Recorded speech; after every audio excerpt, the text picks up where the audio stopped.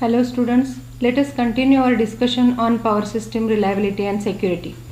In my earlier lecture, we have already discussed about what is the importance of power system reliability and security, then what is the importance of power system security, and further we discussed about various levels of power system security or various states of power systems operation. Let us continue our discussion on power system security. In this lecture, we will mainly discuss upon major components of security assessment, or we can say that what are the functions of power system security. So, the power system security is divided into three main functions. First one is called as system monitoring, second one is called as contingency analysis, and third one is the preventive and corrective actions. Using these three functions, we can ensure the power system security. So now, how can we ensure the power system security by these three functions? Let us take an example of field, okay, or let us take the example how a farmer can ensure the yield from his field. Okay, so how he may ensure the yield from his field? Okay, so what he does, that regularly he goes to his farm. Okay, so daily he visits his farm and he look after his crop. Okay, so that we can compare with the system monitoring. Then secondly, what he does, okay, so whenever or during his visit to the farm, he will be observing the condition of the crop or the condition of the farm. Okay, so he will see that whether the moisture level of the soil is enough or not, or whether there is any weed in the form, okay, which can harm the growth of the crop, or he can also see that whether any pests or insects are attacking his crop. Okay, so this we can compare with the contingency analysis. Okay, so in power systems terminology, contingency is nothing but a disturbance.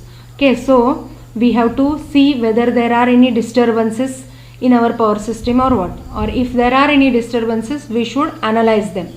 Analyze them means we should see what is the effect of these disturbances. Then the third main function what a farmer does to ensure his crop is taking the preventive or corrective action. So taking preventive or corrective action means what he does, suppose if the moisture level is low in his field, then he should water his crop. Okay, so the preventive or corrective action is watering the crop. Or suppose there are the weeds in his farm, then what preventive action he can do? He can just remove that weed to ensure the growth of his crop. Or if there are any insects or pests in his farm, then he will be spraying the insecticide, okay, in order to ensure the crops growth. Okay, so like this, in these three stages a farmer can just ensure that his field is safe or his field is going to yield appropriately. Okay, so like that, okay, so the power systems security, okay, we need to do it in three stages. Okay, or we can ensure the power systems security by performing these three functions. Okay, so what are these three functions? Namely, the first one is system monitoring, second one is contingency analysis, and third one is preventive and corrective action. Now let us see about these three functions one by one. Okay, so the first function we need to perform to ensure the power system security is system monitoring, or monitoring our power system. So here this monitoring provides the operator of the power system with real-time information of the condition. Okay, so in our power system there are various components. So in the system monitoring we will get the information from various components which are present in the power system. In the power system, this system monitoring is mainly done with the help of measuring devices. Okay, so these measuring devices will be giving what is the status of the operating condition in the present scenario. Here mainly we are going to do the measurement of some of the prominent or important parameters of the power system, such as power flows, voltages, currents, status of the circuit breaker, switches, transformers, tap positions, generators outputs, etc. After measuring these all parameters, we need to send them to the energy control center, and that will be done with the help of telemetry devices. Now usually this all process is done in a power system with the help of SCADA technique. Okay, then the SCADA technique, here already in the first module we have seen about what is this SCADA technique, what exactly it does for us. So SCADA stands for supervisory control and data acquisition. Okay, so we will be having remotely placed various devices in our power system. So what SCADA system does is, these remotely placed devices, okay, its parameters will be measured, they will be telemetered and sent to the energy control center. So this telemetered data which is coming to the central computer of the energy control center, it will be a huge data, and the central computer, it checks the incoming data for violations and immediately alerts the operator. The SCADA system allows the operator to take the control action to correct the overloads or out of limit voltages, etc. So like this, the first important function is done here in order to ensure the system security. It is nothing but the system monitoring. Now let us see the next operation. Okay, so the next operation is nothing but the contingency analysis or contingency evaluation we can call. Okay, so in power systems terminology, disturbance, any disturbance occurring in the power system we term as contingency, or the faults or unexpected conditions in the power systems we call as the contingencies. Okay, so at any moment of time, okay, if we observe the data coming from the SCADA system, it will be compared with the standard data fed at the computers in the energy control center, and what all violations of the limits are there, those will be sent or those will be displayed on the screen of the operator. So at any moment of time, if we observe these violation of limits, okay, so those will be several in number, and these all violations of limits we consider as the contingencies. Okay, so at any moment of time we will be having several contingencies occurring in the power system. Now how to do its analysis?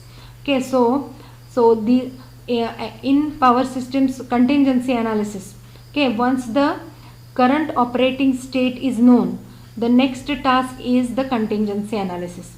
Okay, so the results of contingency analysis allows the system to be operated defensively.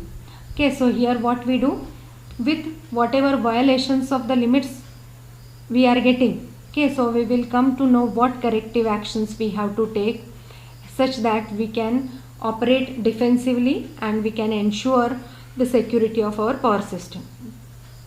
So contingency analysis will be done in 3 stages once again: contingency definition, contingency selection, and contingency evaluation. Okay, so what is meant by contingency definition here? The contingency definition involves preparing a list of probable contingencies. Okay, so like we were discussing or we were comparing our power system with the farmer, okay, or the farm, how he ensures the yield from his crop. Okay, so he there what all problems he can face, that he must know in the beginning. So if he knows what all problems he is going to face, he will be ready with the solutions to those problems. Okay, so such as watering it may be watering the plant, or it may be applying pesticides, or it may be removal of the weed. Okay, so like that in our power system also we must be knowing what all problems our power system will face. Okay, so that is nothing but contingency definition. Okay, so contingency definition means we must be ready with the list of probable contingencies, what all problems our power system may face. Okay, so that is called as a definition of contingency. Then contingency selection is the next step. Contingency selection process consists of selection of set of most probable contingencies here will be prepared. Okay, so they need to be evaluated in terms of potential risk to the system. Okay, so here what is the meaning is, okay, so as I was telling, okay, at any particular moment we will get n number of contingencies appearing on the screen of operator. So whether we need to deal with all those n number of contingencies, its answer is certainly no. Okay, so we should decide which are the disturbances those are going to affect on the power system's security badly. Okay, or which are the prominent disturbances occurring in the power system. Those we need to identify. Okay, and we should be ready for the preventive action for such prominent contingencies only. Okay, so here that is called as the selection of the contingency. Okay, we need not be taking the solution for each and every violation of limit occurring in the power system. Okay, so some of the violated limits will automatically get corrected by itself with time or with change in some certain loading conditions. Automatically that violation of limit will get removed and the power system that particular contingency will automatically get violated. Okay, so we should treat only such contingencies which are going to affect on the security of our power system. Okay, so that is called as contingency selection. Then for these selected contingencies we must analyze them. Okay, analyze them means under that disturbance which all parameters of our power system are getting violated, that we must know. Okay, so that we will be doing with the help of some of the techniques. Okay, solution techniques. Which are they? Okay, so the techniques here, whatever techniques here we are using, they must be fast enough to generate the quick results. Okay, so one such method is the DC power flow analysis. Okay, so which gives the fast result for evaluation of the contingency. If we get the fast results in terms of violation of the limits, then suppose the voltage limit is violated, then what corrective action we can take? Okay, we must, if the voltage limit is violated, in that case there are various devices which we can use for correcting or controlling this voltage. Okay, so in our model number 4's discussion, okay, we have already seen that how we can control the voltage and reactive power in our power system. Okay, so like that will be a corrective action. Adding a capacitor bank, adding a inductor bank, or using some other different types of transformers, okay, for boosting the voltage in a power system. Okay, so we can add such devices and we can have the control over the voltage. Okay, so that type of corrective action we can take. So to initialize the corrective action, first we must know which parameter of our power system has got violated.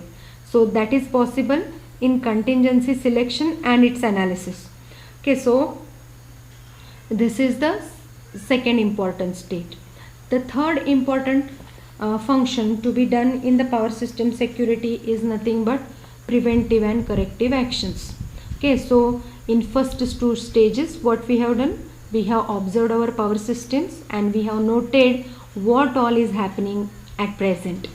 Then secondly, we have seen where there is violation of limit and which are the prominent contingencies.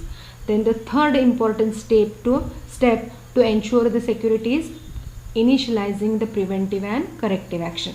The preventive and corrective actions are needed to maintain the secure operation of a power system or to bring it to a secure operating state. The corrective actions such as switching off VAR compensating devices, changing transformer taps and phase shifters, etc. are mainly automatic in nature and they involve short duration. Preventive actions such as generation rescheduling, it involves longer time. Okay, then the security constraint optimal power flow is an example of rescheduling of generation in the system in order to ensure a secure operation. Okay, so this is nothing but the third step or third function to be performed in the power system's security.